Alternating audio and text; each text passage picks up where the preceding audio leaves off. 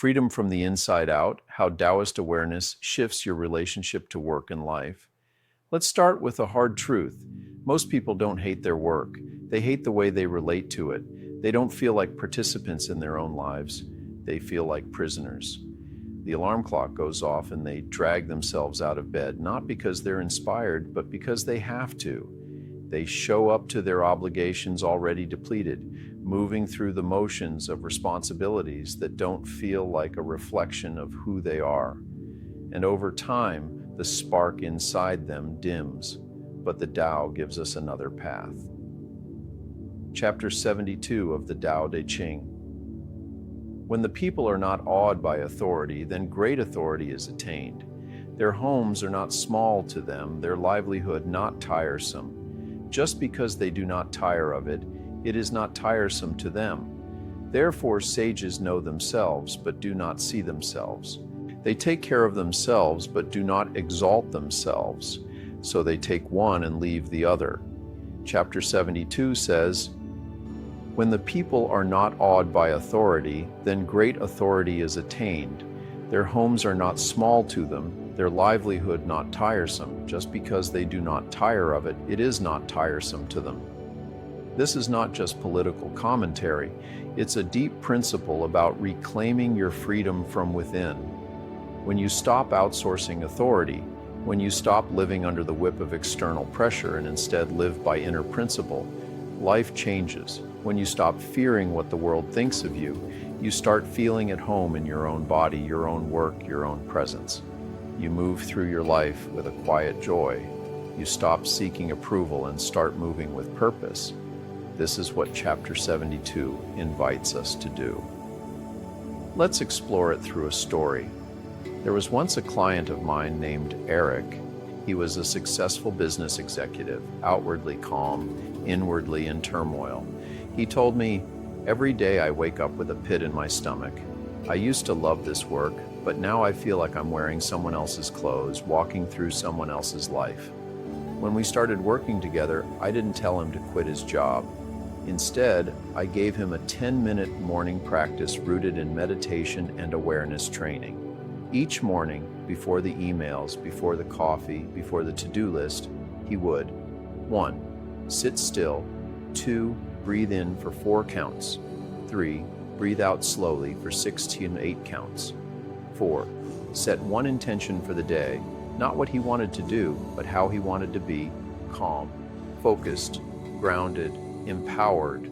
At first, nothing changed on the outside, but within a few weeks, Eric told me, "It's weird. Everything's still the same, but it feels completely different. I don't hate my job anymore. It's like I finally came back to myself." This is the lesson of Chapter 72. The work isn't what exhausts you. It's the relationship you have with the work. If you feel you have no choice, if you feel like you have to hustle for approval, if you feel like you're constantly measuring yourself against others, then of course you'll feel trapped.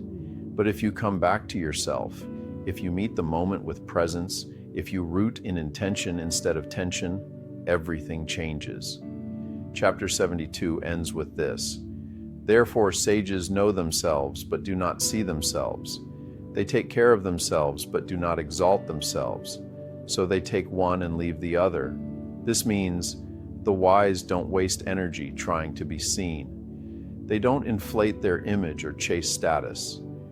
They take care of their own alignment. They choose inner wholeness over external noise. This is what the meditative arts are for. Practices like Qigong, Tai Chi, breathwork, and seated meditation are not just about peace. They're about repatterning the nervous system so you no longer react from stress, but respond from stillness. They help you embody a new rhythm, one that doesn't depend on external praise, one that doesn't get hijacked by self-judgment, one that can stay grounded even when the world around you is chaotic. Let me give you a practical action item: the Sovereignty Morning Reset. 1. First thing in the morning, before you look at your phone, go sit somewhere quietly. 2. Close your eyes and take 3 rounds of the physiological sigh. Inhale deeply, sip in a bit more air, then exhale slowly. 3. Breathe in for 4 counts, exhale for 8 for 2 to 3 minutes. 4. Set one word as your energetic tone for the day: calm, powerful, yielding, grounded, loving, etc. 5. As you move through your day, keep returning to that word whenever your mind gets hijacked. This doesn't sound revolutionary, but I promise you, do this for 7 days and you will feel a shift.